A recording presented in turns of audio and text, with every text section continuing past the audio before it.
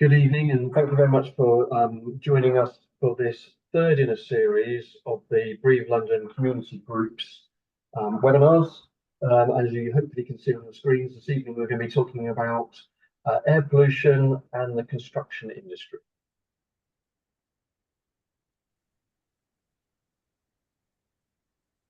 So to start with, just a little bit about who I am and my colleague, Dr. Carl D'Souza, who's also joined us this evening and will be able to take some questions later on. We work at Imperial College and we sit within the Centre for Low Emission Construction. We've been working with the construction sector for about 20 years. And the main kind of objectives of what we do is, first of all, raising awareness. So the construction sector are very good at knocking things down, building things, but they're very unaware of their impact on air quality. So we are out there carrying out trials, producing evidence and research so that we can take back to the industry so they can actually start to understand what that impact actually looks like. We also work with the original engine manufacturers, the OEMs, the machinery manufacturers, and small SMEs to help develop solutions to the problems that we have with emissions from the construction industry. We do some work around occupational exposure and looking at the health risks to workers on these sites. So when you're trying to change an industry, and the construction industry is hugely risk averse, you have to try and find the keys that will drive behavioural change within that industry. And unfortunately, most change actually costs money. So we worked in this area because it's a very powerful message back to the sector about the health of their workers. And then the research that we carry out does end up in peer-reviewed journals. It does have kind of international recognition, which is great for the academic community. But what's far more important is with the work that we do, that it goes back to people who have policy positions, for planners, take it back to the industry, take it back to people that are producing guidance. So actually you can bring in change at grassroots and not just across the academic community. Okay, so when we're talking about pollution from construction, we normally break it down into these four areas. And we're going to talk a little bit about three of these today. So fugitive dust. When I first started doing this work with the industry, I remember quite clearly someone saying to me, well, we know when we've got a problem because all the local residents complain. And they only considered fugitive dust to be their air quality issue. But in the same way that when I first started working with the Environmental Research Group many, many years ago, people used to say, well, air quality, that's asthma, isn't it?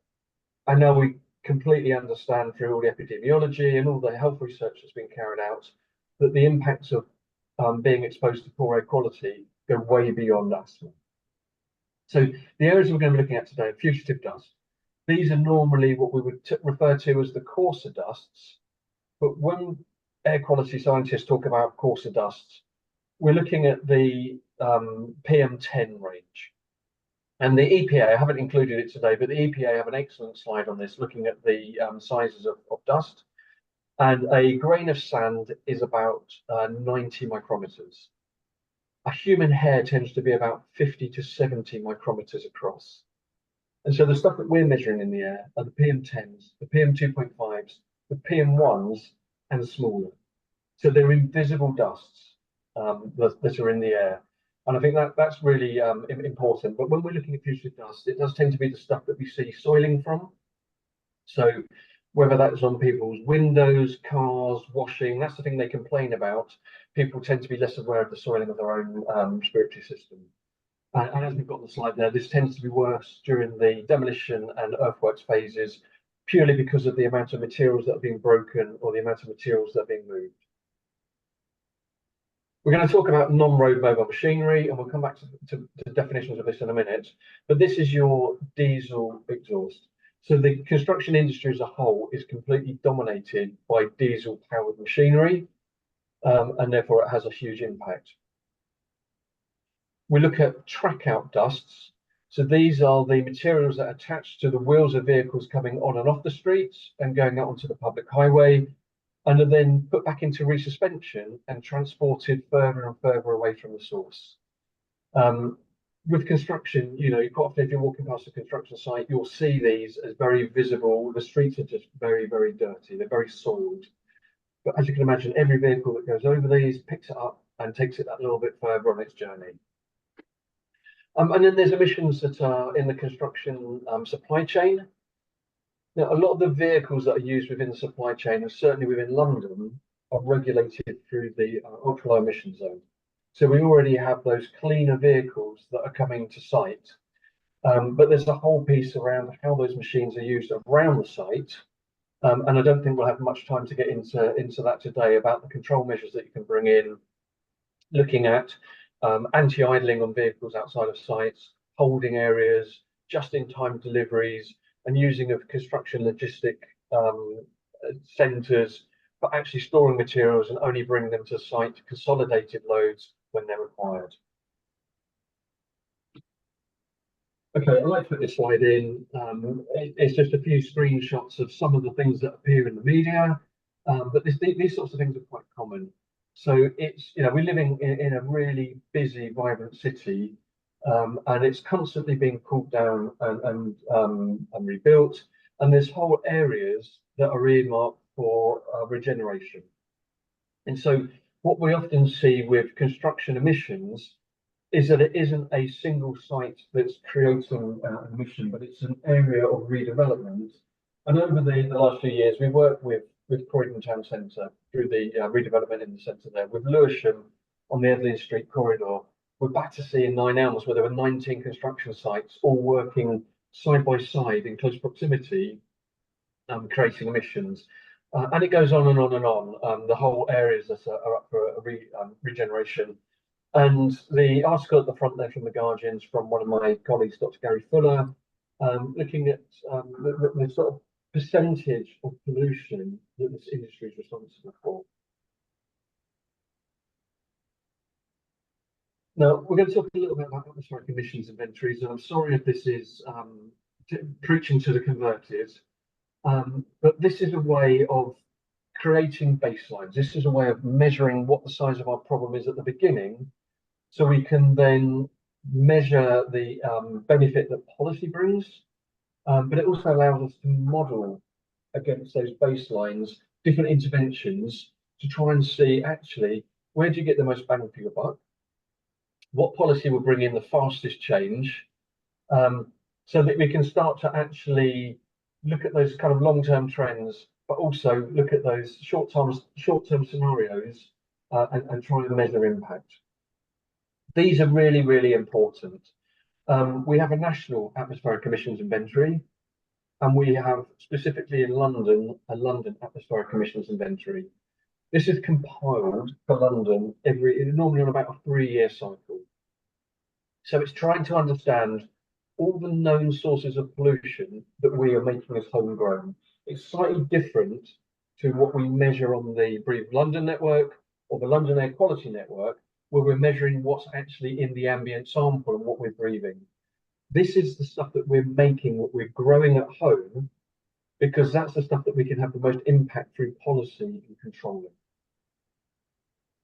For the construction sector, like I said, we have this national policy, and the way at the moment that the London policy is developed is we look at the fuel spend across the entire construction sector within the UK, and then that's disaggregated across the UK based on employment within the sector.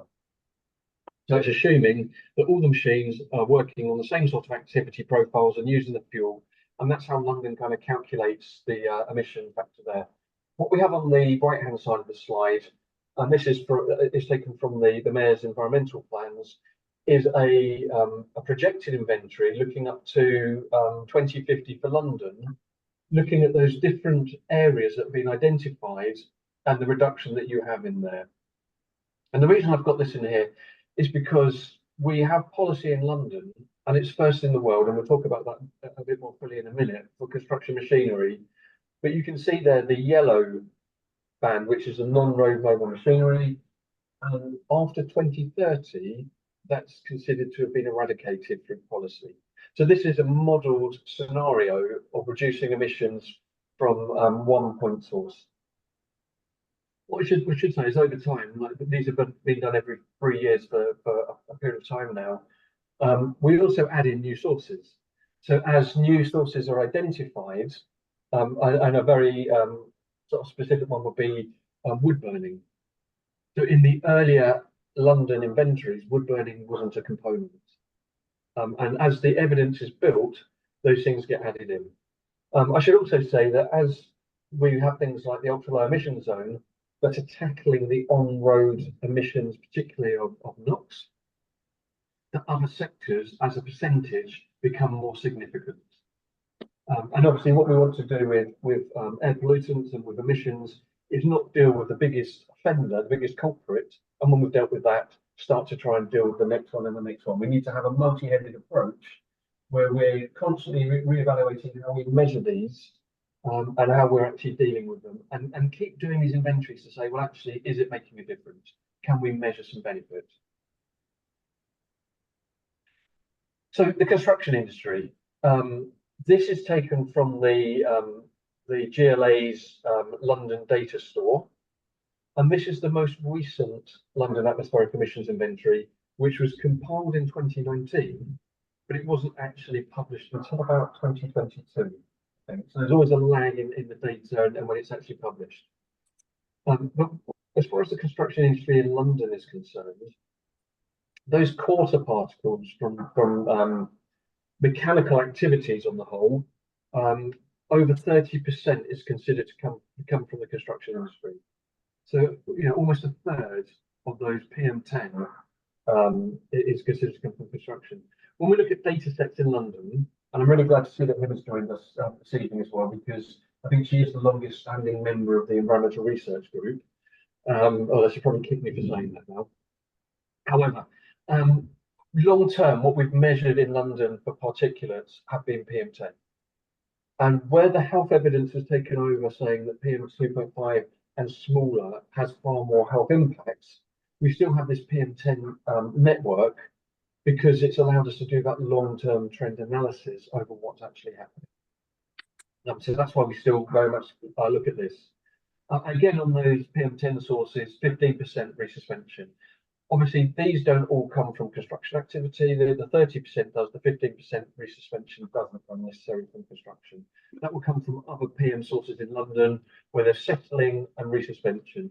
And that can be through vehicle movements, that can be through wind activity, lifting it up and resuspending it.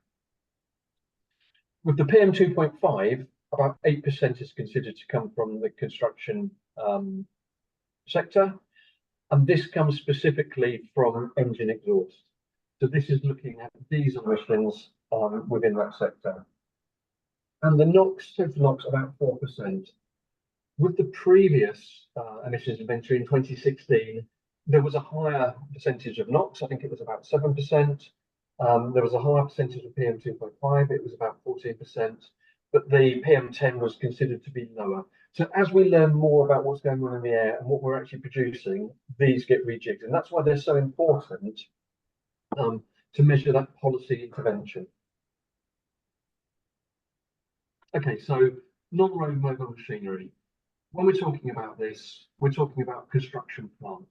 But the reason I put this slide in here, we've got a nice picture of an excavator there down at Earl's Court. We've got a dumper truck, I think that's probably in Islington.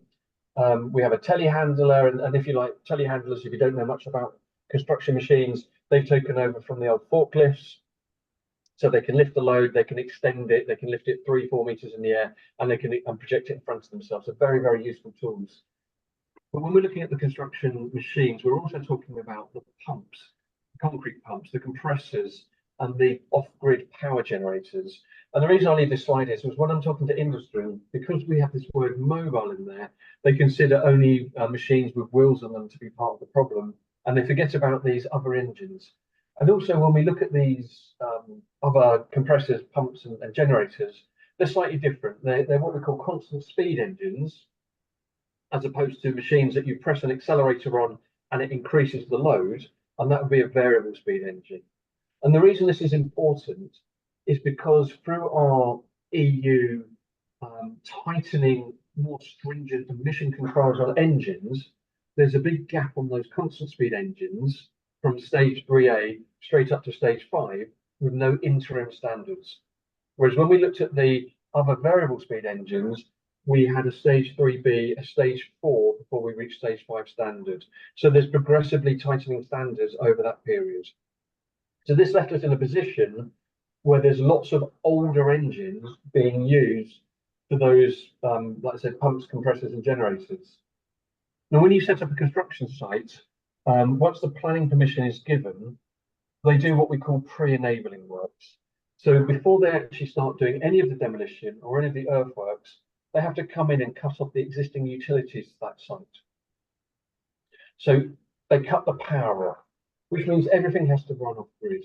And like I say, in the 20 or so years that I've worked with the construction sector, I've only worked on one site where they've had instant electrification on the construction site. And that was Earls Court, because there's an exhibition centre, it had its own substation, it had its own power station. So they were able to actually run that.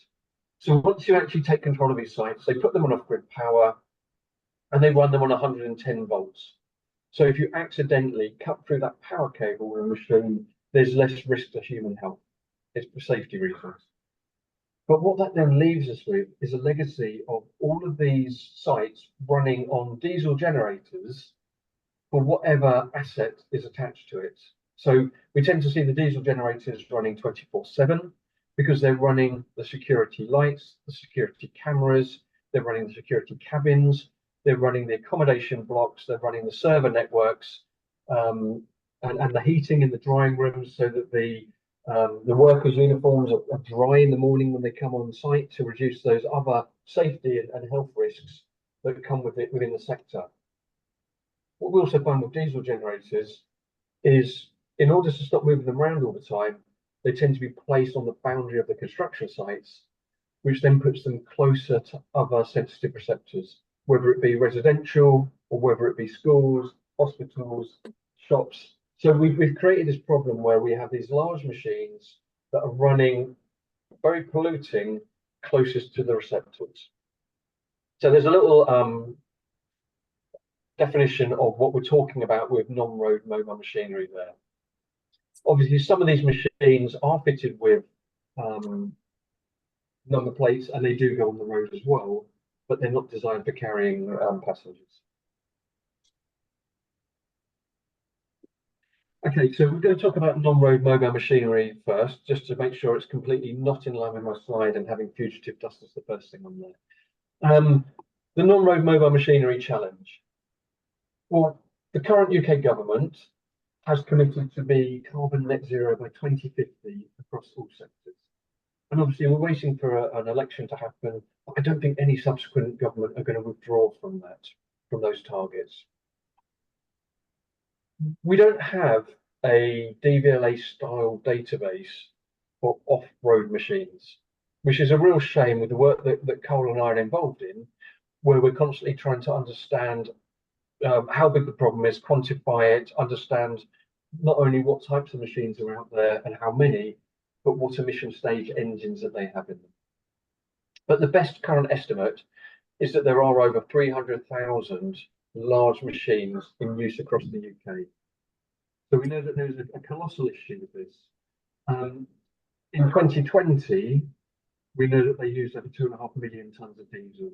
And we know that because that's the figure that was used for the National Atmospheric Emissions Inventory to calculate emissions from construction machinery.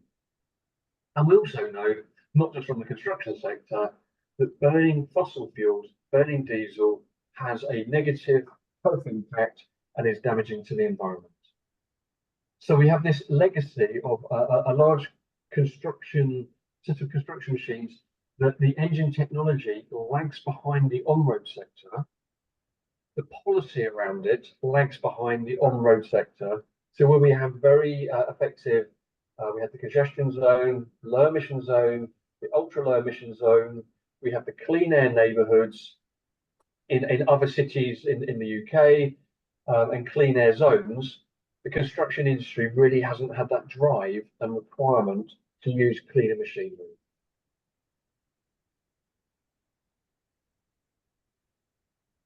We were talking earlier on, and I mentioned as well, within the work that we do look at the occupational exposure. So we look at more at the health impact of workers on site than the people that are living around the sites. Partly because we're looking at drivers for change within the industry.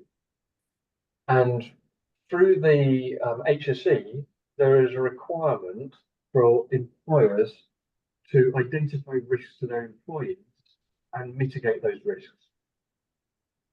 We know that diesel emissions are carcinogenic, and that's been recognised by the World Health Organization.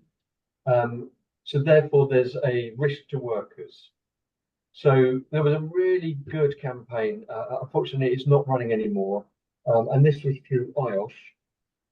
So I think it's the Institution of Occupational Safety and Health, and it was called No Time to Lose. And they were looking at those risks across the industry, and they ran this diesel exhaust fumes campaign. But it had this very powerful message that people that are regularly exposed to high levels of exhaust fumes are 40% more likely to develop cancer. When you start to look at the HSE occupational disease reports that they put out, the highest risk of cancer from any occupation falls within the construction sector. Now, this isn't all from diesel exposure, and we're talking about exhaust fumes here. They're outdoor workers, so there's UV, there's skin cancer, and also long term, they've been exposed to asbestos, they're exposed to silica and get silicosis. So there's this legacy within the industry of high risk. But when you actually identify these risks within the industry, you can't put the cat back in the bag. You have to actually do something to mitigate that risk.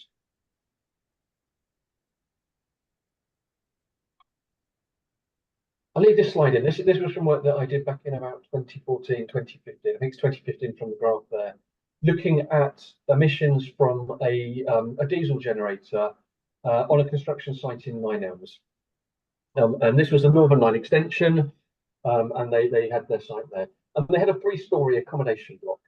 And they were running this accommodation block. And when we're talking about accommodation blocks, we're talking about the canteens, the drying rooms, the showers, the offices, all of those facilities within these sort of portable accommodation.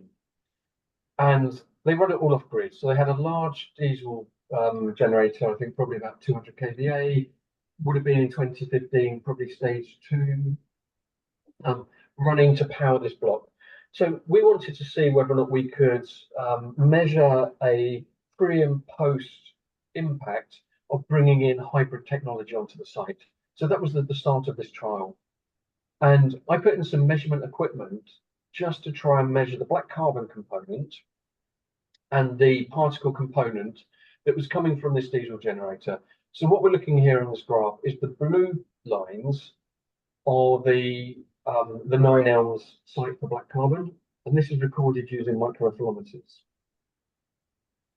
The slightly off red line, which is far lower, is the continuous ephelometer that runs at Marylebone Road on a 6-line TfL red route. But remembering this is back in 2015, when I think we had a congestion zone and potentially the beginning of the low emission zone, but nothing like we have in place now. So this would have had all the HGVs, buses and taxis being diverted as their main route past this measurement station. And the lower green line is the North Kensington. So this is what we call a background site. It was in the grounds of a school, removed from the main road sources and influence, to try and give us an understanding of that comparability between what's happening at the curbside and what's happening in probably more representative of where people live and spend a certain percentage of their time. And what this illustrates is that the exposure on the site is magnitudes higher than it would be if you were standing next to a busy TfL red. And after about 3 weeks worth of measurement, I contacted the site and said, look, you've got fire escapes at both ends of your accommodation block. I suggest you keep the fire doors shut at the end where you have the diesel generator, because you're sitting in a box that you're filling with diesel fumes and you're all breathing them in. And just to give you an idea of what I'm talking about, when we talk about black carbon, the demonstration on the right-hand side of the slide is showing a blank control filter, and then a filter that's been in a measurement device for about 8 weeks. And that's just the soot that's picked up in a device that's set to measure with the same rate as you're breathing.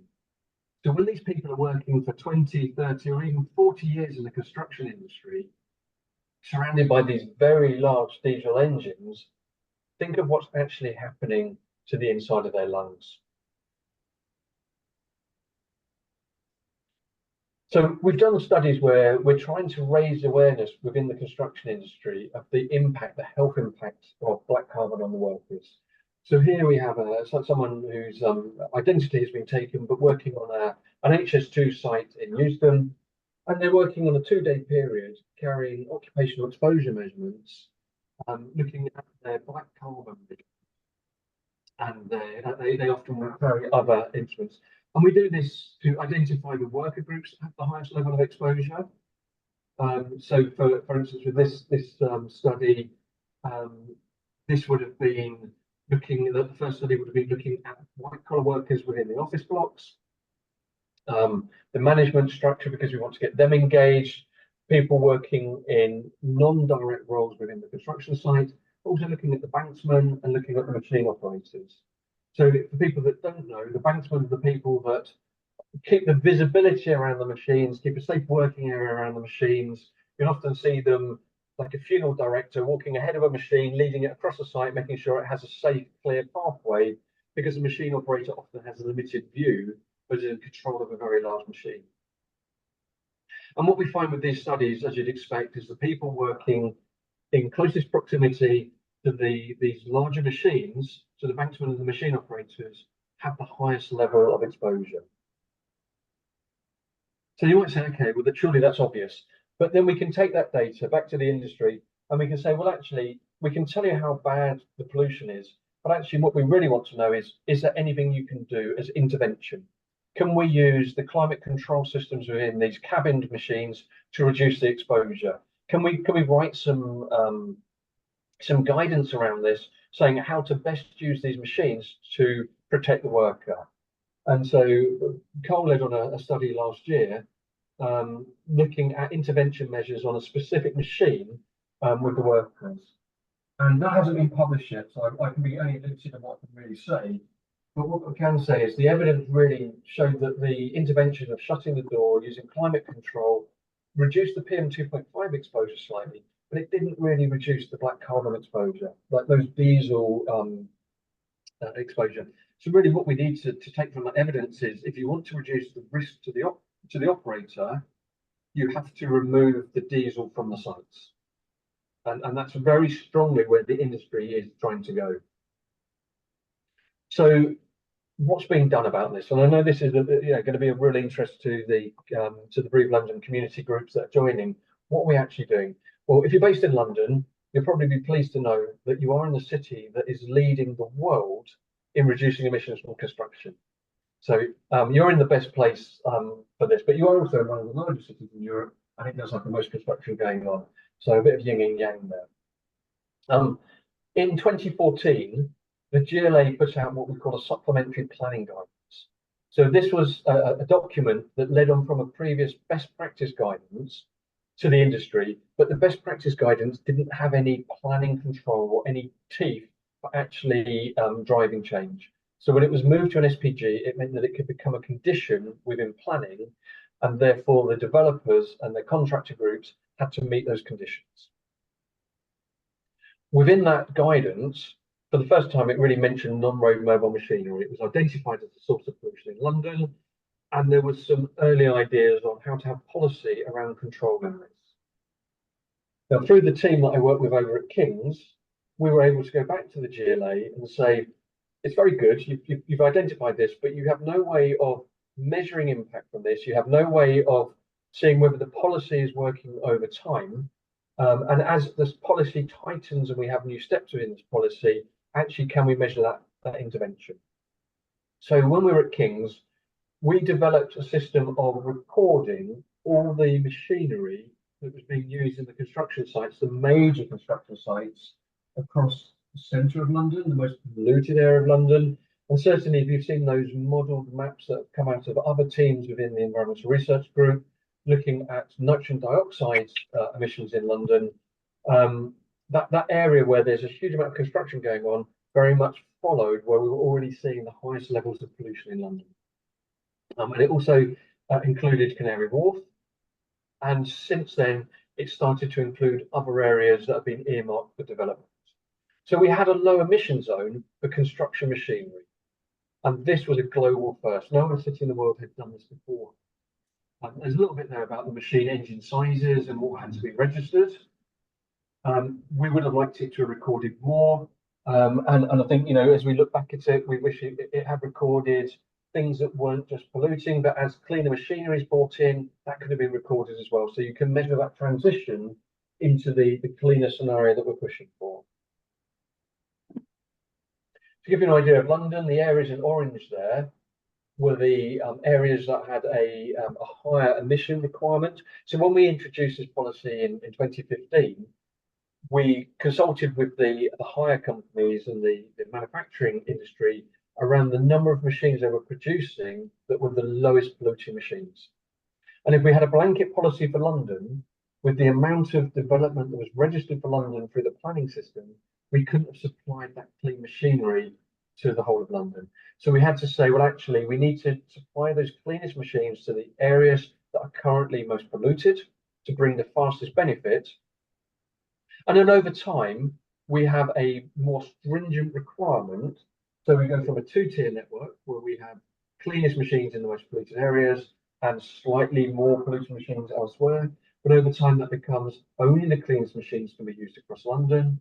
And the ambition is that by 2040, only zero emission machines will be allowed in London. But of course, to deliver that, you have to have a sufficient supply of clean machines and a way of fueling. That was London. And London's really ambitious. And like I say, London's leading the world. And we get questions asked all the time internationally about how this policy works and how it's really, really positive. On a national scale, so this is coming out of DEFRA, we have our air quality strategy. And I'm sure everyone who's joined us today is aware of this and the various different reincarnations that we've had over the last few years of this air quality strategy, as it's continually challenged through the courts as being insufficient to bring the health benefits that are required through policy drivers to reduce pollution. Within this latest, which I think was the April 2023 incarnation, it did mention non-road mobile machinery. It had this one paragraph, and it's just that local authorities are encouraged to promote the use of cleaner non-road mobile machinery. So there's nothing in there about actually involving it in planning. There's no money to allow local authorities to enforce this, and anything that you do around this does cost, unfortunately. So it says there, consider incentivizing the cleaner equipment, but you have to have a fund to do that. And you have to have a policy tool to actually do it. Because, it's all very well and good going to the construction industry and saying, we would like you to do this. But when it actually comes down to budgets, and particularly where the cost of materials has increased hugely, the cost of the workforce has increased hugely, people don't do these things out of the kindness of their heart. So when we're looking at that current diesel fleet, we start to say, well, what are the alternatives? So we have what we refer to as hybrid. And this is very much like your on-road hybrid machines, where they're running part on diesel engine, they're having recovery, and they're running partly on battery. And this has been around for quite a while now. This is not new technology or emerging technology, but it hasn't been hugely adopted across the industry. We can reduce the dependency on having continuous running on diesel generators by bringing in power packs. And that's something that we are seeing an awful lot now. And certainly where there's an intermittent power demand from the asset that's attached to the generator, we're increasingly seeing power packs being brought in. There are things like these solar-tainers, as they're called, so large battery packs with the solar power, and these pro-electric systems. But what we find is these very much depend on where you are. If you're using them in cities, as to how much actual direct sunlight you get on these over the year, it has a big variation across the UK. And on their own, they're probably not sufficient to power the equipment or to store power to charge electric equipment moving forward. So they do play a part in the solution as we move forward. We look at efficiency measures, and I think this is a really big, important part of the journey. And we're not doing the full presentation today, but as a route map, we go from this sort of start point of everything being diesel, moving up to that 2040 point that we have in London, where everything is meant to be zero emission, or looking at those 2050 government targets for net zero. And so starting to look at actually how is energy used on construction sites? Do we have major peaks in the demand? So therefore we specify the generators that we bring onto the sites to meet those peak demands. And then for the rest of the day, we're running on low demand, but with a much larger generator, far more pollutant than we actually require for the site. So we can do energy profiling on sites. And on the right-hand side of this slide, we have a couple of different systems, and we call these energy distribution boards. So they sit between the energy production, which is your diesel generator, and those end assets pulling on it. And they use AI and machine learning to actually understand how power is being used across a construction site, when there's peaks, when there's troughs in the day, and they start to bring smoothing in and saying things like, well, if you have an electric car fleet that's going to sit there the whole day, does it need to be charged first thing in the morning when the drying rooms are running and everyone's coming in and putting the kettles on, and you might have heating on in the cabins? Or can you reduce that to bring it on later in the day when you don't have those other requirements? And that allows you to downsize your generator to a significantly smaller generator, which starts to remove both the emissions and the noise from that. On the left here, we have a energy flywheel, and this is something that came through Formula E, to bringing those cars into the pit stop and trying to recharge them as rapidly as possible. And anyone who's got an electric vehicle knows that you have slow charging and you have rapid charging. And if you like, this is super rapid charging. So this is attached to a generator. It picks up that waste energy that would normally be lost in the generator cycle, and it stores it locally. And when you have a sudden high peak in demand, rather than there being a risk of the generator stalling, it pulled from the multiple sources. And this is particularly relevant to things like tower cranes, but when a large tower crane is doing a big heavy lift, it needs a huge surge of energy very quickly. And normally, in order to allow for that on a construction site, they put in a large generator, so what we call dynamic ramping. But that, I guess, like getting in your car and just pushing your foot straight to the floor and expecting the engine not to stall. It allows you to pull from the energy source, supplement it, and therefore downsize the generator. So there are these what we call soft measures. They're completely available now. And the real beauty of these as well is that for the contractor groups or the developer, is when you adopt these technologies, you pay a rental charge on them, but they are offset very quickly by the fuel saving they bring. So I think with the Punch Fly grid, they were saying typically on a site, within about 6 weeks of use, the site starts to see profit from using them. Therefore, these measures should really be widely adopted across all construction sites. We're looking at fully electric non-road mobile machinery. So we're looking at a huge amount of this now.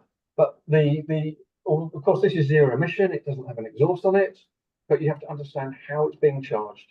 And with the construction industry at the moment, they still see risk in the medium to larger machines as to whether they can deliver a full day operation on a single charge. And so there's a lot of development in this area looking at, well, do you have swappable battery technology? Do you have charging vehicles that are going around and charging them during the day? Or do you have to have multiple vehicles to deliver the work of a single vehicle beforehand? So these are all things, the technology exists, but when you get to those very large machines, that have very long life expectancy on the construction fleet, the cost of producing those larger batteries against the life expectancy of the batteries with recharge cycles makes it at the moment cost prohibitive to use them. Here's a nice picture of Cole. He's measuring emissions from a gas generator. And this is a project that we're involved in. So when we look at those energy efficiency measures we talked about earlier on, and we talked about downsizing the generator, of course, it's foolish to think that you'd have to have a diesel generator attached. So this is on an HS2 site, and we're measuring emissions out of a hydrogen and an LPG, so what we call a multi-gas engine. So it's still internal combustion engine, but it's been calibrated to run on gases. And what we find with these is they're about 95% cleaner than their equivalent diesel engines, generator size engines. So there's a real benefit to using these emerging technologies.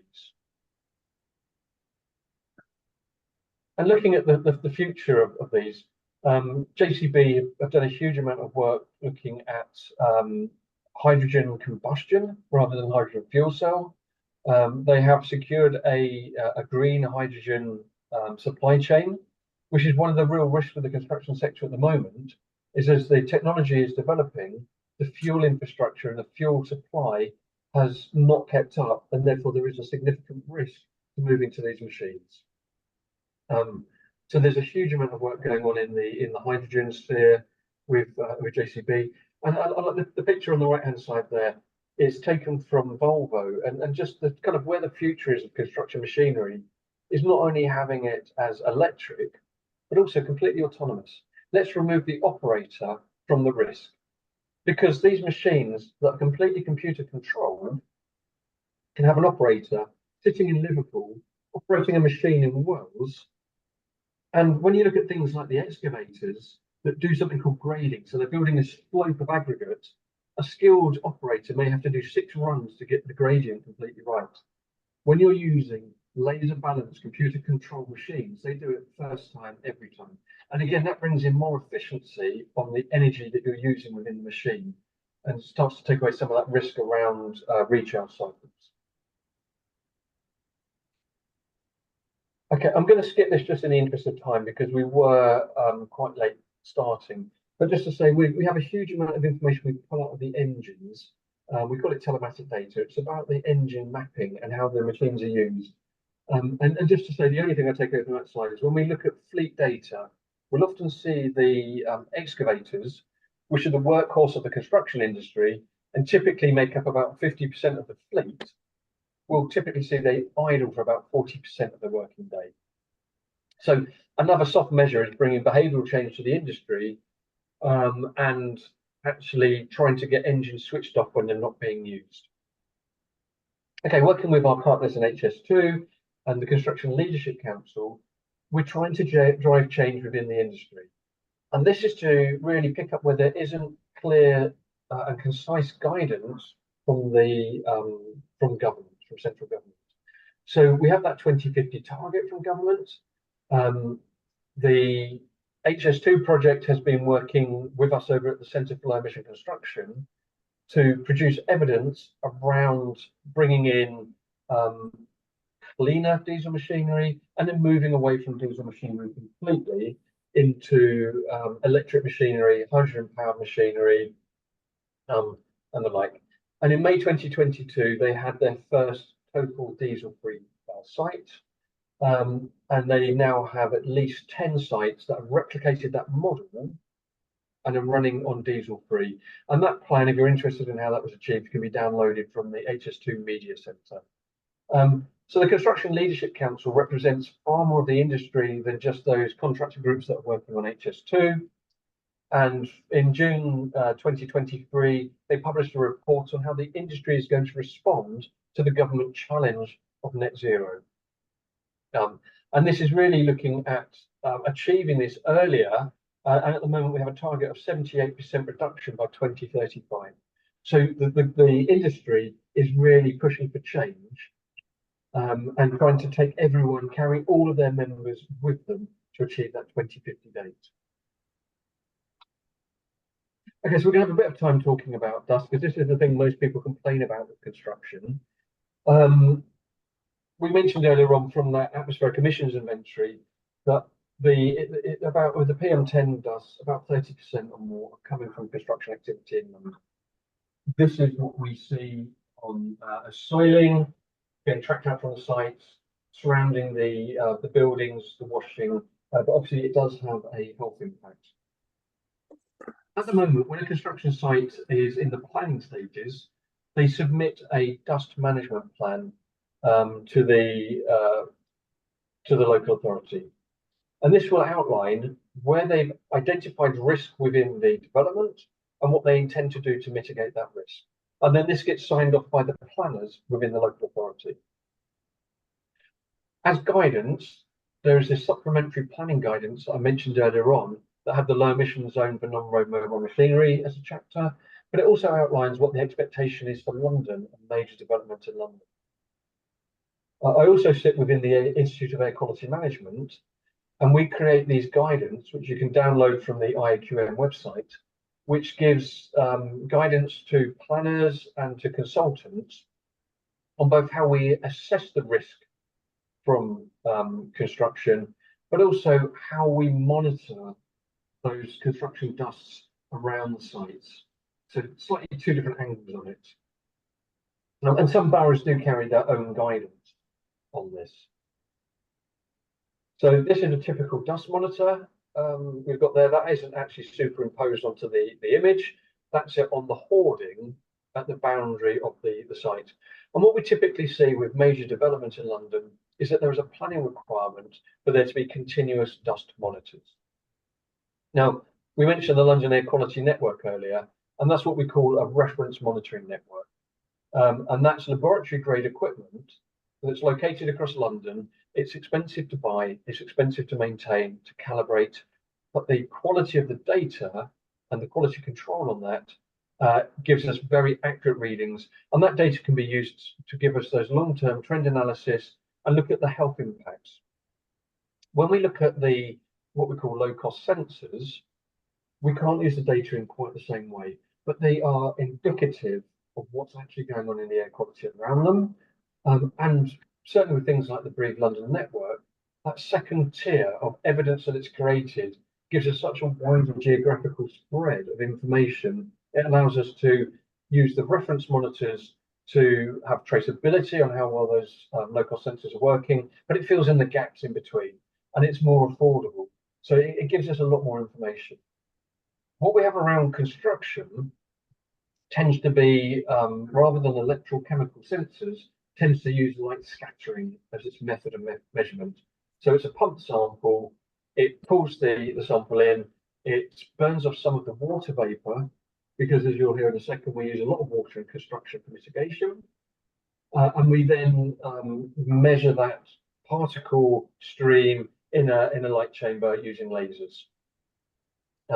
Typically, a site would have a minimum of 2 of these monitors around the site, but on the larger sites, we can have 6 or 8 of these sensors, and they run continuously 24/7.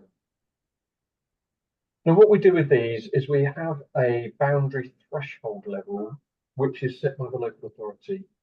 But normally that's based on guidance which is taken through the IAQM or through the GLA. My colleagues, both at King's and at Imperial, developed the methodology for calculating that threshold.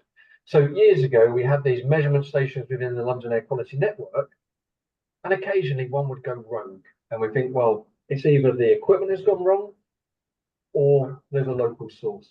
But when you have these continuous measurements, you get an overnight measurement, you get a weekend measurement. So we drop down to that background measurement, those lower concentrations that we typically see having very close correlation across London.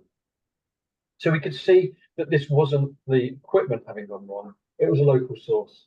And we went out to investigate, and we would find that actually a local emission source, either from streetworks, roadworks, or a construction site, had sprung up in close proximity to the measurement station. So we were able to collect data looking at our background measurements, our roadside measurements, and this additional hotspot of pollution that we were able to collect. And in 2004, Dr. Gary Fuller and Dr. David Green did a piece of work on this and said, well, actually, when these local concentrations get up to about 250 micrograms per cubic meter as a 15-minute mean, ring a doorbell, alert the site, let them know they might have a problem. We've now worked strongly with the construction sector for about 20 years, and we have a huge amount of data from multiple projects where that is construction specific data. So we're able to redo this work, looking at that construction specific data, and also looking at how that data is used by the construction sites. And so now the recommendation is, rather than having a 15-minute mean, we look at an hourly mean. And this is because on those 15-minute means, there might be a single alert, an activity that's caused a big dust cloud.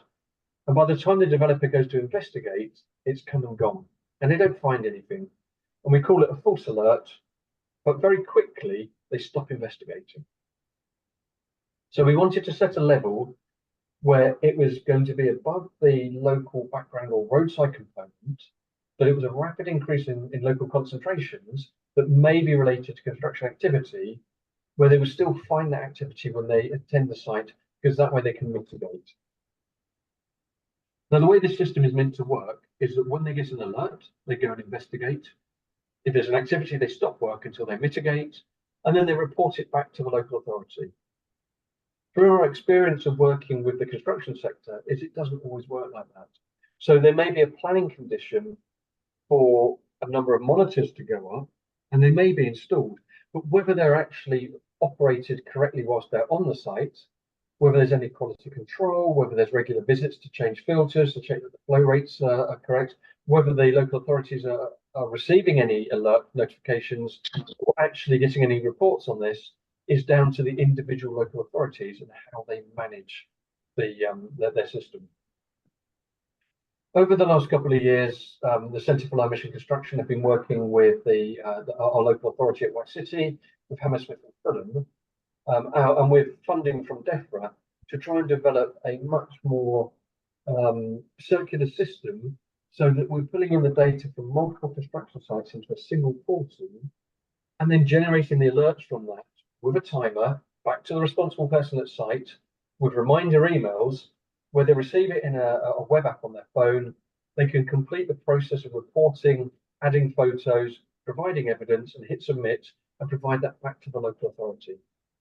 So we're trying to find ways of not only improving the regulatory process for the local authority and reducing the resources within that local authority that are required for managing construction sites, also it reduces the cost to the developer by simplifying the system, standardizing the system, and letting the sites know that all of the sites within an area are working within the same system, level playing field.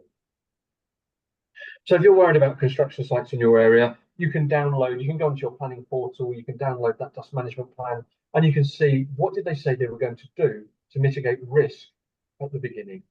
So we use a lot of water in the construction industry. What you can see here in the first picture is a water bowser with a pump on it. That's bound to be a diesel pump running on the water bowser.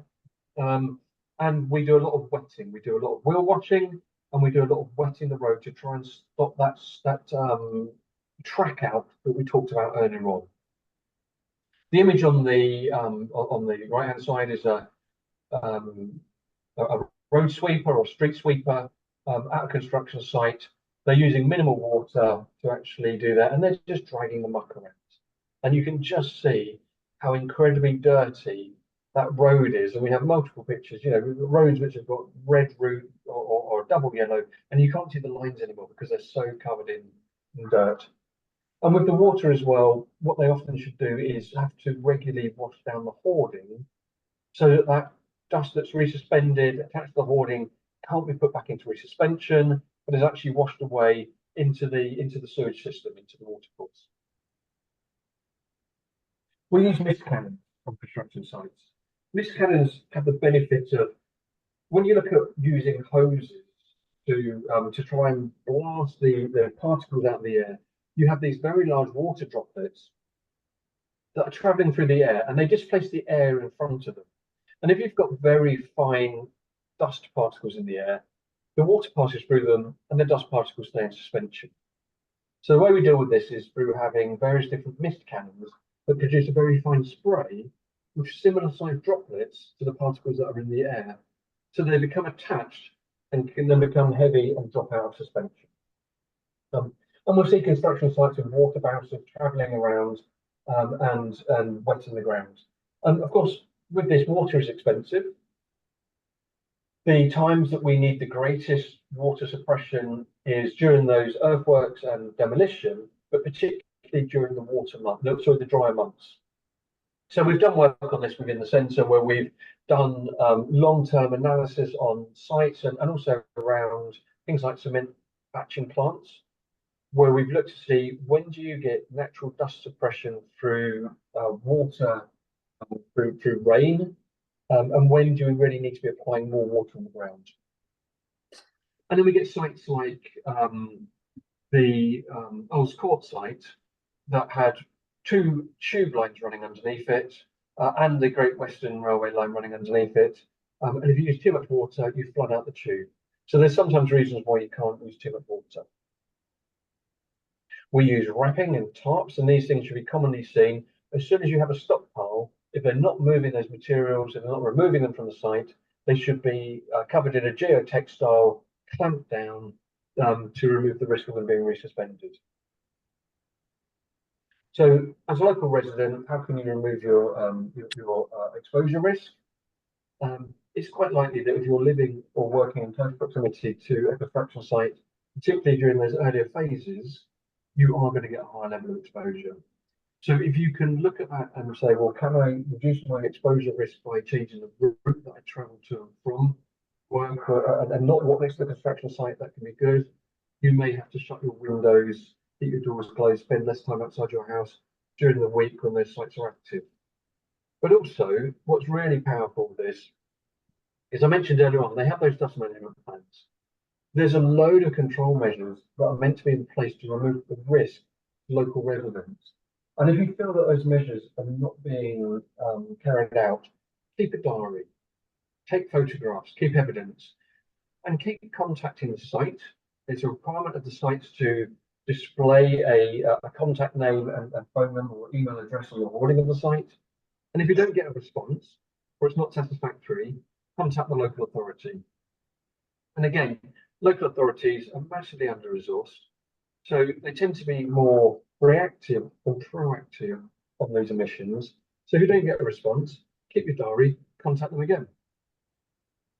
So, like I say, they will regularly, they will display contact details, but if there are community groups, there are stakeholder meetings, you do have the opportunity to take your complaint back to the sites. And that will normally have the environmental managers there, and we'll have representation from the local authority. And really, I think, you know, if you feel you're being adversely impacted, it's just not to give up.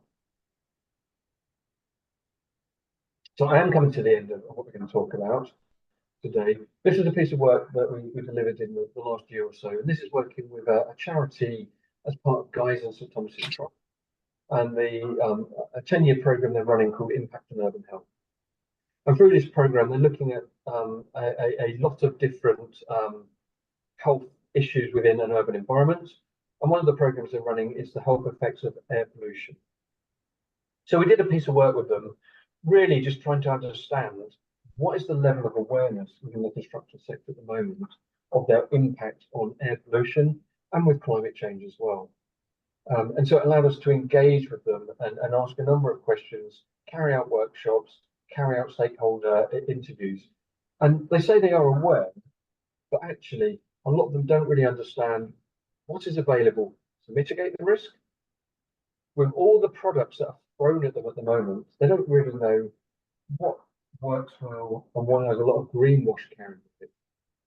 So through the work that Carl and I are involved in is, as independent, we're not the manufacturers of equipment, we carry out scientific research on these different mitigation techniques, whether it's emerging technologies or whether it's different control measures, to try and independently measure the impact so we can take that back to the industry and give them some guidance on what they can adopt and what the cost is of adopting those measures and how rapidly they can actually bring those into play. Through this piece of work as well, we made a few recommendations back to policymakers and back to the local authorities, but also back to industry. I strongly believe that if there was complete compliance with the existing control measures that are meant to be on construction sites, and they were carried out in the most effective way, we would see less pollution coming from construction. And this is just through my experience of working with both the sites and working with the regulatory bodies. We're working on a programme at the moment, which is being funded through Impact on Urban Health, to support two local authorities in London to support their construction compliance officers, upskill them, if you like, in the issues on the construction sites, what they should be looking for, what they should be asking for, and what they should be prescribing to the sites to actually reduce the emissions. We are, as I just said, we're measuring as there's lots of emerging technologies coming into the market. We're measuring the benefits of those, and then we're going back to the industry and we're trying to promote the adoption of these cleaner technologies. And again, particularly through those big government-sponsored projects, whether it's building major train lines, whether it's building new bridges, whether it's building power stations, but actually trying to get them to demonstrate best in class in construction and not just meet the minimum requirements within the local area. And also pushing for enhanced regulation. And funny enough, the industry themselves, when we talk to them, you think they'd want to say, well, status quo, don't change it. Actually, they want to know what the clear pathway is signposted from government over the next 5 years, the next 10 years, because a lot of these major projects, when they look at planning and procurement, they're ordering and booking their machines months, if not years in advance. They don't want to see knee-jerk reaction out of the government with new policy. They want a long lead time, but also for the manufacturers. They need to know where the government's going with policy so they can target their investment and their research and development to actually meet those with realistic lead times. So that's a bit of a whirlwind tour through some of the work that we're doing with the construction industry and associated organisations. And Carl and I are both here, and I know we started a bit late, so I hope there's a bit of time for some questions.